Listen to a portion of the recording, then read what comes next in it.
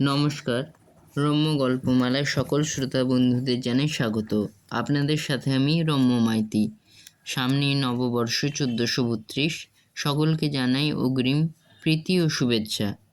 আজকের বিশেষ গল্প প্রদীপ, লেখা বনফুল, অঙ্কনে মৌমিতা আর্ট ক্রিয়েশন। গল্প পাঠে আমি রম্য মাইতি। আজকের গল্প প্রদীপ। ঘরের কোণে চকচকে পিল সুজের উপর মাটির প্রদীপটি জ্বলছে। বাইরে অন্ধকার থমথম করছে, ঝিঁঝি টেকে চলেছে ক্রমাগত। খোকন প্রদীপের আলোয় বসে পড়ছিল। কাছেই একটি আরাম কেদারায় দাদু বসে পা দোলাচ্ছিলেন আর টান দিচ্ছিলেন গড়গড়ায়। অম্বুরি তামাকের গন্ধে ঘর ভরপুর। পিতৃমাতৃহীন খোকনকে তিনি মানুষ করেছেন। স্কুলে পৌঁছে দিয়ে আসেন এবং নিজে গিয়ে নিয়ে আসেন স্কুল থেকে ছুটির পর। তার সঙ্গে খেলাও করেন, বেড়াতেও যান, এমনকি সিনেমাতেও নিয়ে যান। এক দণ্ড চোখের আড়াল করেন না। বাড়িতে নিজেই তাকে পড়ান। বিজ্ঞানের খুব বড় অধ্যাপক ছিলেন তিনি। এখনও মাঝে মাঝে কলেজে গিয়ে বক্তৃতা দিতে হয়, কিন্তু এখন আর চাকরি করেন না। বছর 2 আগে চাকরির মেয়াদ শেষ হয়ে গেছে। এখন পেনশন ভোগ করেন আর খোকনকে নিয়ে থাকেন। পেনশনের সবটুকু তিনি নিজে ভোগ করেন না, অধিকাংশই দান করে দেন। অনেক গরিব ছেলের স্কুল কলেজের মাইনে দেন। অনেক গরিব আত্মীয় স্বজনকে সাহায্য করেন। তাই তার বাড়িতে ইলেকট্রিক আলো নেই, মাটির প্রদীপ। খোকন একটা গল্পের বই পড়ছিল। হঠাৎ সে জিজ্ঞাসা করলে, আচ্ছা দাদু, তুমি হাড় থেকে বজ্র তৈরি করতে পারো? খোকনের ধারণা তার দাদু মস্ত বড় একজন বিজ্ঞানী। না, আমি কিছুই পারি না, কেবল খেতে আর ঘুমোতে পারি। তুমি খাও তো মোটে এক বেলা, আর কখন যে ঘুমাও তা তো দেখতেই পাই না। কলেজে গিয়ে কত রকম এক্সপেরিমেন্ট করো, আমি সব জানি। নরেশবাবু আমাকে সব বলেছেন। বলো না, হাড় থেকে বজ্র তৈরি করা যায় কি না? নিশ্চয়ই যায়, এই তো লিখেছে, দধিচি মুনির হাড় থেকে বজ্র তৈরি করে বৃত্রাসুরকে মারা গিয়েছিল। অ্যাটম বম জিনিসটা কি? আর একটু বড় হলে বুঝতে পারবে। তবে অ্যাটম বম আর বজ্র এক জিনিস নয়। অ্যাটম বম হাড় থেকে তৈরি হয় না। সেকালে দধিচি মুনির হাড় থেকে যখন বজ্র হয়েছিল, তখন একালেও নিশ্চয়ই হতে পারে, পারে না? নিশ্চয়ই পারে, হচ্ছেও। কোথায়? সর্বত্র। তোমার চোখের সামনেই হচ্ছে, তুমি দেখতেও পাও, কিন্তু বুঝতে পারছো না। হাড় থেকে আমার চোখের সামনে বজ্র হচ্ছে, আমি দেখতে পাচ্ছি কিন্তু বুঝতে পারছি না। কীরকম? দাদু হাঁটু দোলাতে লাগলেন। গড়গড়ায় মৃদু গম্ভীর আওয়াজ শোনা গেল। তারপর বাইরের ঝিঁঝির শব্দটা বেশ স্পষ্ট হয়ে উঠল। খোলা জানালা দিয়ে খোকন দেখতে পেল বাইরে অন্ধকার থমথম করছে, চাপ চাপ জমাট অন্ধকার। দাদু, কিছু বলছো না যে? দাদু হয়তো কিছু বলতেন, কিন্তু বাধা পড়ল। রাঁধুনি এসে বললে, খোকন, খাবার দিয়েছি তোমার, খেয়ে নাও এসে। দাদু বললেন, যাও খেয়ে এসো। খোকনকে উঠে যেতে হলো। খেয়ে এসেই খোকন বললে, দাদু বলো না, কোথায় বজ্র হচ্ছে আজকাল? আমার চোখের সামনে হচ্ছে। হচ্ছে। বড় হলে, বুদ্ধি বাড়লে চোখের দৃষ্টি আরও পরিষ্কার হবে, তখন দেখতে পাবে। এখন পাবো না? কই পাচ্ছিস? খোকন বুঝতে পারলে দাদু এখন অন্য কিছু একটা ভাবছেন। বজ্র নিয়ে মাথা ঘামাতে রাজি নন। দাদুর মাঝে মাঝে ওরকম হয়, কি যেন ভাবেন বসে বসে। চোখ বুজে পা দোলাচ্ছেন খালি, নিশ্চয়ই ভাবছেন কিছু। খোকনের হঠাৎ মনে পড়ল, 4th মাস্টারমশাই 4টে অঙ্ক দিয়েছেন বাড়ি থেকে করে নিয়ে যাওয়ার জন্য। গল্পের বই পেয়ে সে কথা ভুলেই গিয়েছিল সে। তাড়াতাড়ি গিয়ে অঙ্ক কষতে বসলো। দাদু চোখ বুজে পা দুলিয়ে যেতে লাগলেন। বজ্র আর দধিচির কথা চাপা পড়ে গেল। অঙ্ক কষা শেষ করে বই খাতা গুছিয়ে রেখে খোকন যখন শুতে এলো, তখনও দাদু তেমনিভাবে বসে আছেন। দাদু, শুতে যাবে না? চলো, আজ কিন্তু তোমার একটা গল্প বলবার কথা ছিল, ভুলে গেছো নিশ্চয়ই। গল্পই ভাবছিলাম, চল বলছি। দাদু বলছিলেন, কল্পনা কর একটা লোক কোদাল দিয়ে মাটি কোপাচ্ছে। করেছিস? করেছি। দর দর করে ঘাম পড়ছে তার, হাঁপিয়ে পড়েছে বেচারা, কিন্তু তবু থামছে না, ক্রমাগত কুপিয়ে চলেছে। মাটি কুপিয়ে জমা করছে একধারে, আর তার বউ কুয়া থেকে জল তুলে সেই মাটিতে জল ঢেলে কাদা তৈরি করছে।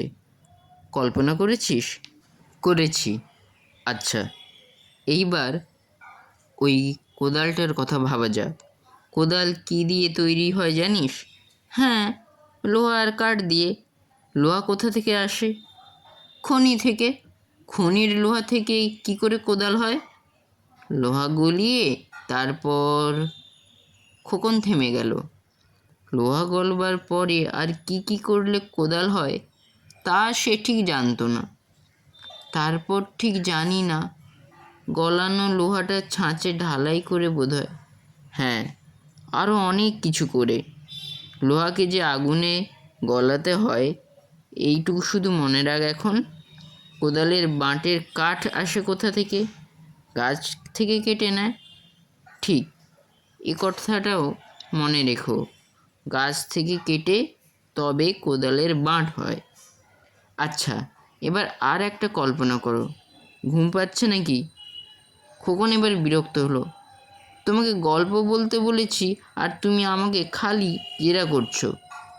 ওর থেকে একটা গল্প গড়ে উঠবে, দেখ না। কি কল্পনা করতে হবে বলো এবার? কল্পনা কর, একজন চাষি মাঠে চাষ করছে, কখনো রোদে পুড়ে, কখনো জলে ভিজে, এক কথায় সমস্ত শরীর পাত করে। ছবিটা মনে মনে দেখ খানিকক্ষণ। দেখেছিস? দেখেছি, কিন্তু তোমার গল্প কোথায়? গল্প তুই নিজে তৈরি করবি, আমি গল্পের মাল মশলা তোকে জোগাড় করে দিচ্ছি। এইবার ভাবতে হবে লাঙলের কথা। আবার সেই কাঠ আর লোহা, গাছ কেটে চিরে ছুলে লাঙল তৈরি হয়েছে, আর খনি থেকে লোহা তুলে তাকে আগুনে গলিয়ে ফেলে তৈরি হয়েছে। তারপর তার গরু দুটোর কথা, কত কষ্ট করে লাঙল টানছে তারা, কল্পনা করেছিস? করছি, কিন্তু এসব গল্পের মাল মশলা কি আছে? আছে আছে। আচ্ছা, এইবার মাটির কথাটা ভাব, যার বুক চিরে লাঙলের ফাল চলেছে ক্রমাগত দিনের পর দিন। ভাবছিস? খুব ভালো করে ভাব, আমি ততক্ষণ 2-4 টান তামাক খেয়ে নিই। খোকন ভাবতে লাগলো। সত্যি একটা নতুন কথা তার মনে হতে লাগলো। কষ্টের কথা, দুঃখের কথা। মাটির বুক চিরে লাঙল চলছে, লোহা আগুনের তাপে গলে যাচ্ছে। গরু দুটোর কি কষ্ট, ওই চাষির কষ্ট কি কম? গড়গড়ায় মৃদু গম্ভীর শব্দ হচ্ছে মাঝে মাঝে, তার ফাঁকে ফাঁকে শোনা যাচ্ছে ঝিঝির শব্দ। জানলা দিয়ে চাপ চাপ অন্ধকার দেখা যাচ্ছে। অন্ধকারের ওধারে আকাশ, তাতে জ্বলছে তারা কয়েকটা। দাদুর তামাক খাওয়া শেষ হলো। বললেন, এইবার কল্পনা কর মাঠে ফসল হয়েছে, চারিদিকে সবুজ সবুজ। কী ফসল? রেড়ি আর কাপাস। একটা জমিতে রেড়ি আর একটা জমিতে কাপাস। ধান নয়?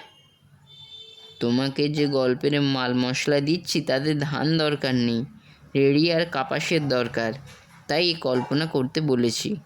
করছো? করছি। তারপর কল্পনা করো, মানুষ জীবন্ত রেড়ি আর কাপাস গাছ থেকে রেড়ির বীজ আর কাপাসের তুলো সংগ্রহ করছে।